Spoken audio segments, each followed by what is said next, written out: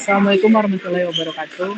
Kami dari kelompok 1 mata kuliah PBTI ingin mempresentasikan hasil diskusi kelompok kami.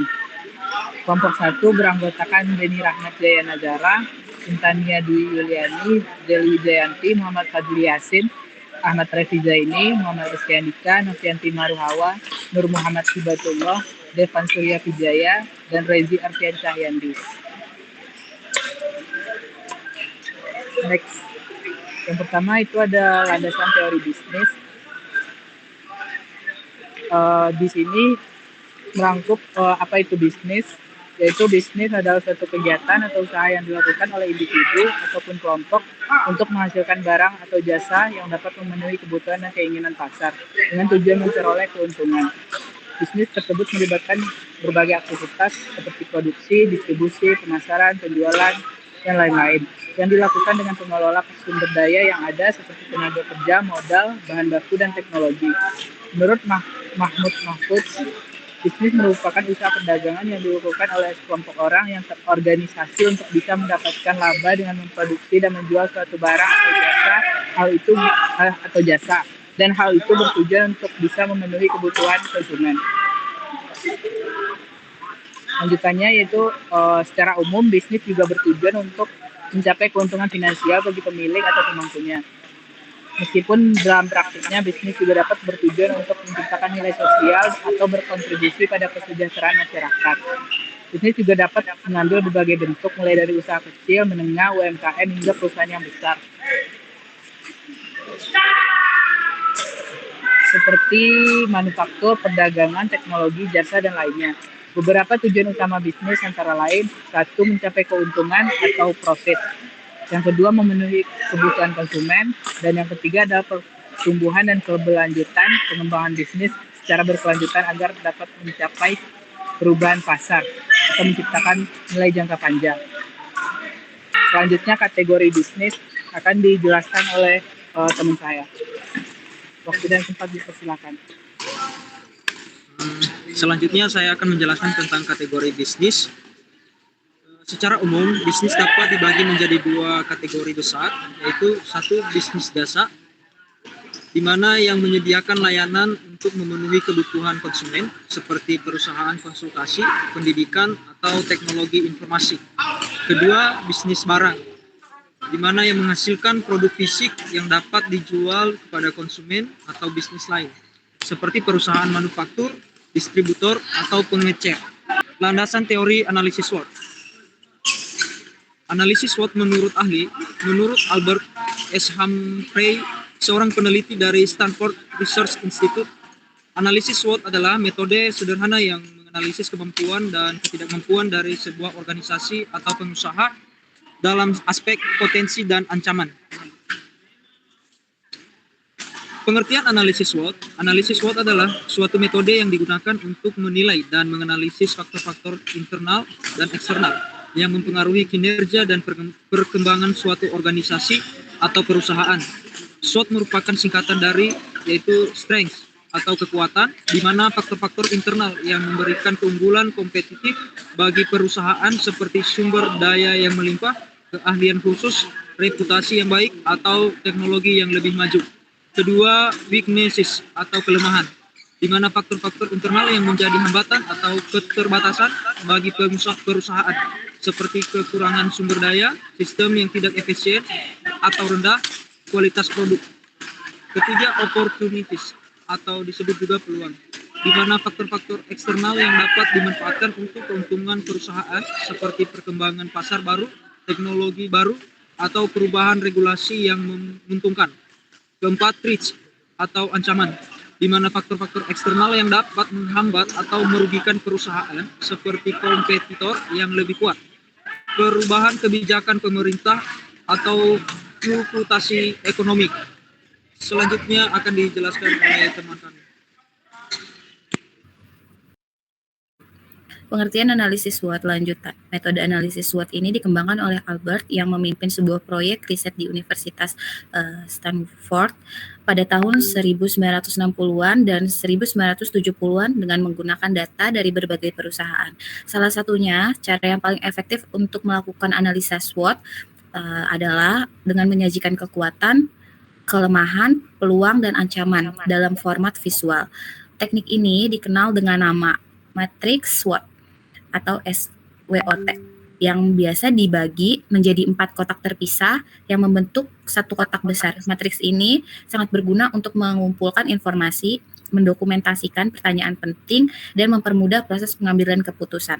Selain berfungsi sebagai referensi di masa depan, matriks SWOT juga efektif untuk mengidentifikasi pola atau tren yang mungkin akan muncul. Oke, selanjutnya ada landasan teori PBTI. Apa itu PBTI? PBTI adalah pendidikan berbasis teknologi dan informasi. Adalah suatu pendekatan dalam proses belajar mengajar yang mengintegrasikan teknologi, informasi, dan komunikasi atau TIK ke dalam sistem pendidikan. PBTI ini memanfaatkan berbagai alat dan platform teknologi seperti perangkat keras, yaitu komputer, tablet, atau smartphone, dan perangkat lunak, yaitu aplikasi pembelajaran video, internet. Lalu, untuk mendukung kegiatan pembelajaran, baik di dalam kelas maupun secara daring. Menurut para ahli, menurut Munir 2012, PBTI adalah model pembelajaran yang memanfaatkan teknologi informasi dan komunikasi sebagai alat bantu untuk menyampaikan materi, memfasilitasi interaksi, dan memperkaya pengalaman belajar peserta didik. Teknologi ini mencakup perangkat lunak, internet, multimedia, dan perangkat keras pendukung lainnya. Menurut Arsyad 2011, PBTI merupakan proses pendidikan yang menggunakan teknologi dan komunikasi untuk mendukung proses pembelajaran baik secara langsung di kelas maupun pembelajaran jarak jauh, guna meningkatkan efektivitas dan efisiensi pendidikan. Selanjutnya akan dijelaskan oleh teman saya. PT Fajar Arta Mandiri. Sejarah perusahaan PT Fajar Arta Mandiri didirikan pada tahun 2019 dengan tujuan utama untuk menyediakan solusi terbaik di bidang distribusi barang, konstruksi, dan jasa. Perusahaan ini didirikan oleh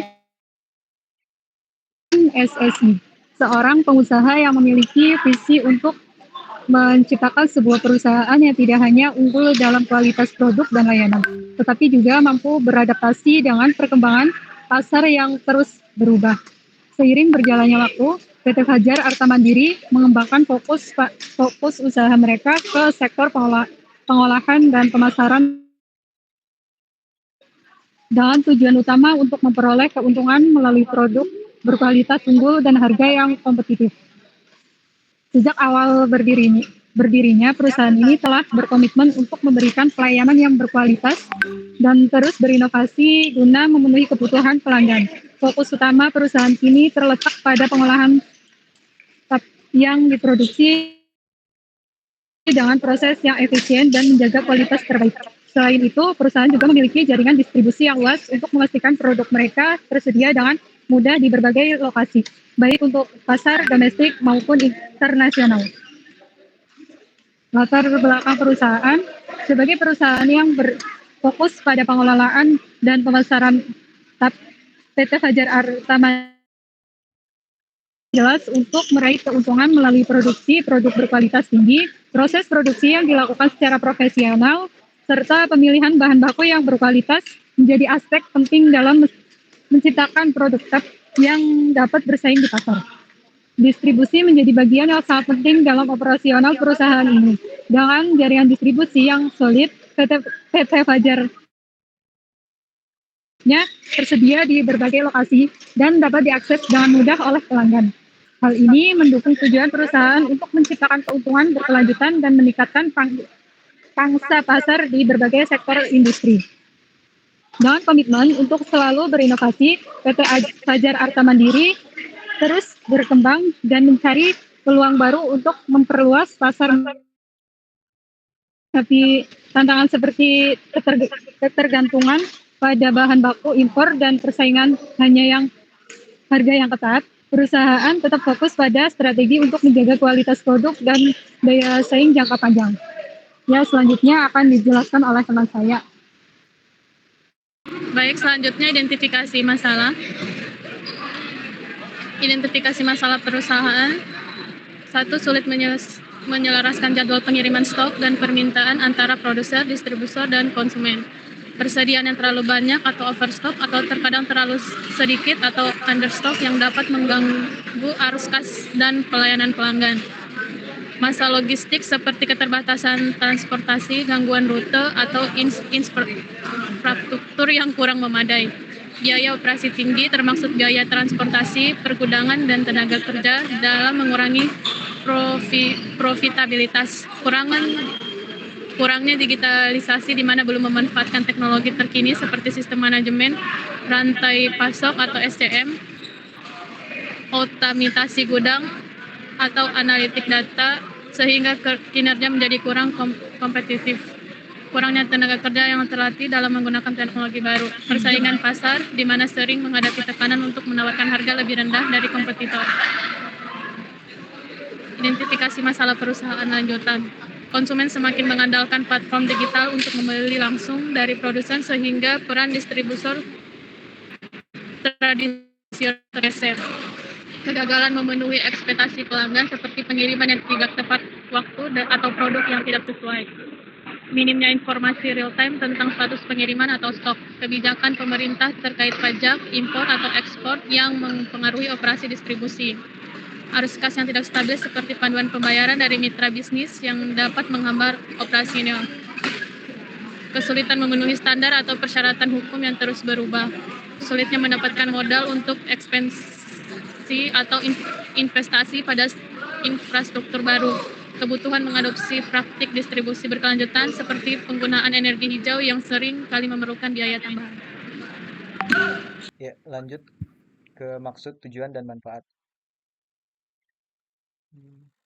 Ya, pertama di sini maksud dari penelitian ini untuk menganalisis kekuatan, strength, kelemahan, weakness, peluang, opportunities, dan ancaman, threats yang dihadapi oleh PT Fajar Arta Mandiri. Melalui pendekatan analisis SWOT ini diharapkan dapat diperoleh gambaran yang jelas mengenai faktor-faktor internal dan eksternal yang mempengaruhi keberhasilan dan keberlangsungan perusahaan. Penelitian ini juga bertujuan untuk memberikan dasar yang kuat bagi perumusan strategi bisnis yang lebih efektif dalam menghadapi tantangan yang ada. Tujuannya di sini ada 4 tujuan ya. Yang satu, menyusun rekomendasi strategi bisnis berdasarkan hasil analisa SWOT. Terus yang kedua, mengidentifikasi dan menganalisis faktor internal, kekuatan dan kelemahan yang mempengaruhi kinerja dan daya saing PT Fajar Arta Mandiri. Yang ketiga, memberikan wawasan yang lebih mendalam kepada manajemen perusahaan mengenai posisi perusahaan di pasar serta langkah-langkah yang perlu diambil untuk menjaga dan meningkatkan posisi kompetitifnya. Yang keempat, melakukan analisis menggunakan IFAS dan IFAS dalam kerangka SWOT untuk menentukan posisi kuadran perusahaan dalam menjalankan bisnis. Ya, langsung ke manfaat. Penelitian analisis SWOT ini memberikan manfaat besar bagi PT Fajar Arta Mandiri dalam merumuskan strategi bisnis yang lebih efektif. Juga bagi pemangku kepentingan informasi ini membantu mitra bisnis dalam merencanakan kerjasama strategis dan memberikan gambaran bagi investor dalam untuk mengambil sebuah keputusan investasi. Penelitian ini juga menjadi bagian dari penelitian UAS mata kuliah proses bisnis PBTI di Universitas Bina Sarana Informatika Margonda. Ya. Untuk pembahasan analisa SWOT akan dilanjut oleh teman saya, Devan Surya.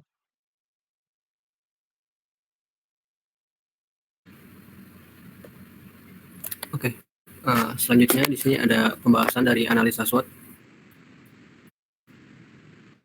Jadi untuk tahap dari penelitian ini yang pertama ada observasi ya. Metode ini dilakukan dengan cara observasi langsung ke perusahaan untuk memahami proses penjualan yang berlangsung pada bisnis PT Fajar Arta Mandiri.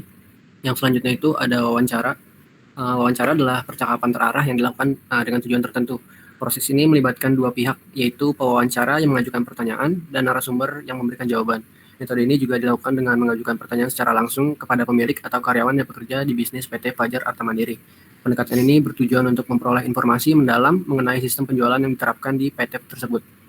Selanjutnya itu ada studi pustaka, yaitu mengumpulkan berbagai teori dari penelitian terdahulu yang relevan dengan analisis SWOT untuk memperkaya memperkaya landasan teori dan memberikan pemahaman mendalam mengenai konsep, penerapan, serta manfaat dari analisis SWOT dalam berbagai konteks. Oke, yang selanjutnya di sini ada kekuatan dari perusahaan, strengths atau kekuatan. Yang pertama itu ada produk tab berkualitas tinggi ya. Itu menjadi keunggulan utama juga karena produk seperti masking tab, 31 tab dan cloud tab memiliki standar mutu yang tinggi sehingga mampu memenuhi kebutuhan pelanggan juga. Yang selanjutnya itu ada jaringan distribusi luas dan terpercaya yang dimana memungkinkan produk ini tuh mudah dijangkau pelanggan di berbagai wilayah. Selanjutnya juga ada reputasi baik dalam memenuhi kebutuhan pelanggan dan komitmen terhadap inovasi dan berkelanjutan, fokus pada pengembangan produk baru dan ramah lingkungan mungkin untuk mengikuti tren pasar dan kebutuhan masa depan. Yang selanjutnya ada kelemahan dari perusahaan, weakness itu ada satu ketergantungan pada bahan baku impor ya, membuat perusahaan rentan juga terhadap perubahan harga dan pasokan bahan baku. Selanjutnya juga ada persaingan harga yang ketat di pasar lokal dan ada keterbatasan inovasi pada lini produk tertentu, yaitu mengurangi kemampuan untuk bersaing di segmen pasar tertentu juga yang membutuhkan pembaruan produk. Mungkin selanjutnya akan dijelaskan oleh teman saya, Rezi. Oke, untuk peluang perusahaan di ini itu ada 3 ya. Pertama, permintaan pasar yang terus meningkat untuk produk ramah lingkungan. Selanjutnya ada potensi ekspansi ke pasar internasional. Terakhir ada perkembangan teknologi untuk meningkatkan efisiensi produksi. Oke. Yang terakhir untuk ancaman perusahaan, sini juga ada 3 ya. Pertama itu ada munculnya pesaing baru dengan harga yang lebih kompetitif. Terus ada fluktuasi naik turun harga bahan baku impor. Dan terakhir itu ada ketidakstabilan ekonomi yang mempengaruhi daya beli konsumen. Oke, selanjutnya ke perhitungan SWOT ya. Untuk penghitungan SWOT-nya, yang pertama adalah mencari nilai rating. Di nilai rating ini kita mengambil dari 5 buah pertanyaan, yaitu kekuatan, kelemahan, peluang, dan ancaman. Dan di sini terdapat responden yang menjawab pertanyaan tersebut. Lalu dari rating ini dirata-ratakan atau dibulatkan sehingga menghasilkan sebuah rating yang nanti dihitung untuk analisis SWOT. Yang pertama ada IFAS, Internal Factor Analysis Strategis.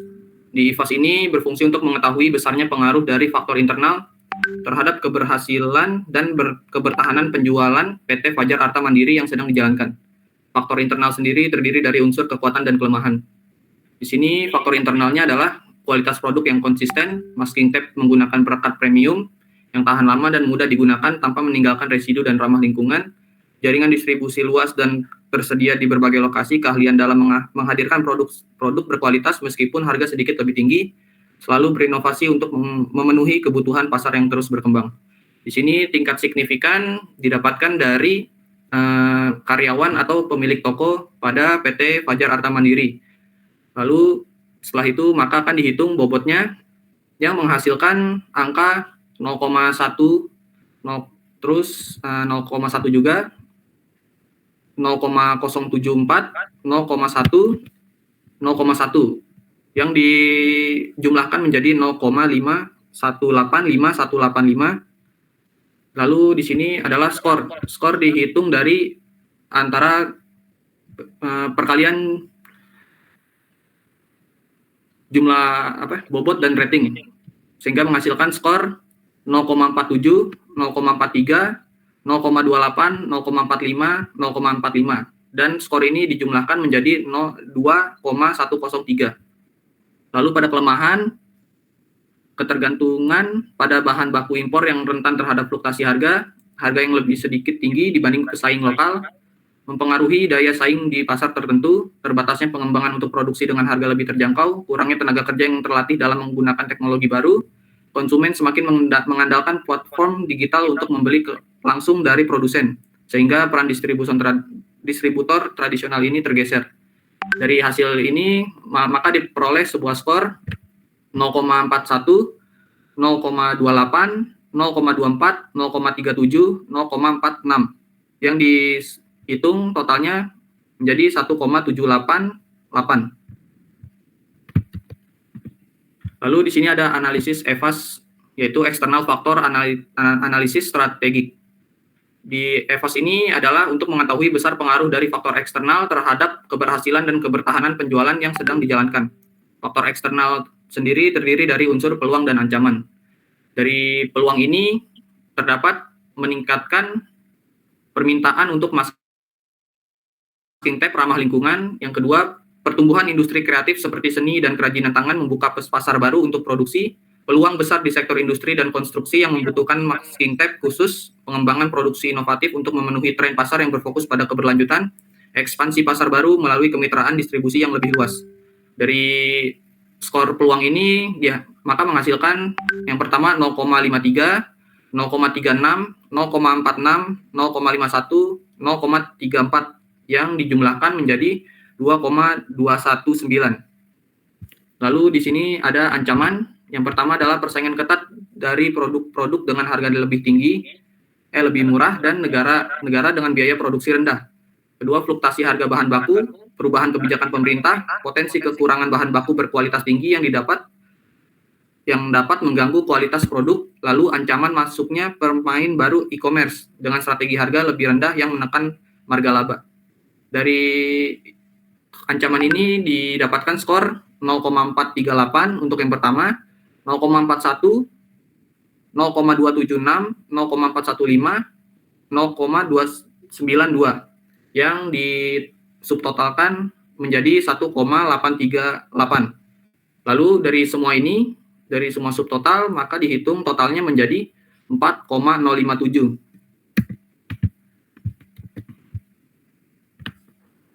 Untuk menghitung nilai kuadran matriks dari hasil nilai matriks sebelumnya, maka dicari nilai kuadran matriks dengan asumsi sebagai berikut. Untuk nilai X yaitu selisih total kekuatan dikurangi total kelemahan.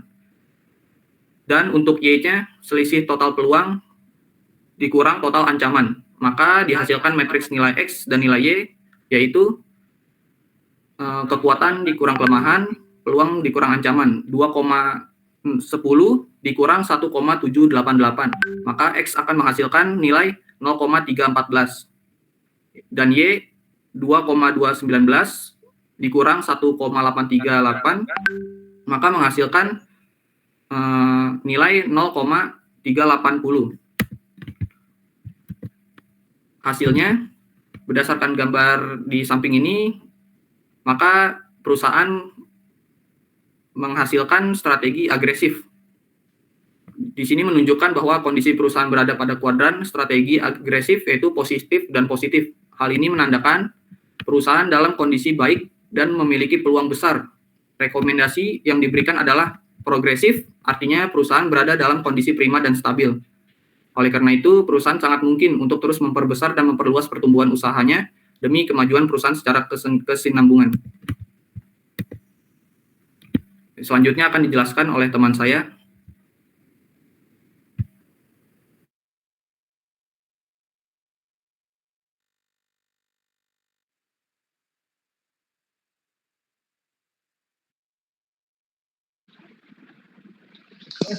Baik, saya akan melanjutkan presentasi dari teman saya, yaitu kesimpulan.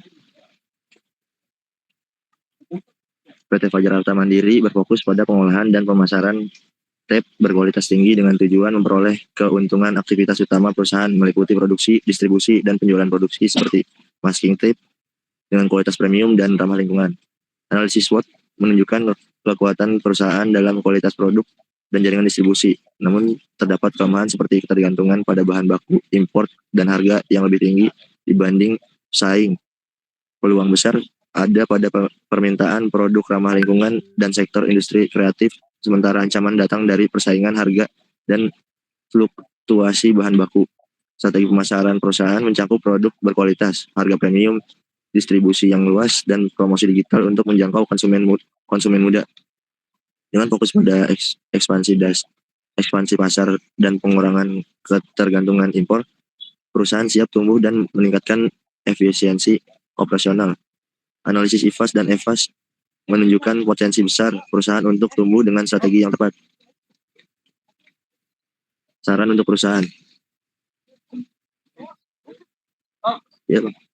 Di verifikasi produk, PT Fajar Harta Mandiri perlu terus mengembangkan produk baru yang inovatif dan ramah lingkungan untuk memenuhi kebutuhan pasar yang semakin berkembang, khususnya di sektor industri kreatif dan konstruksi.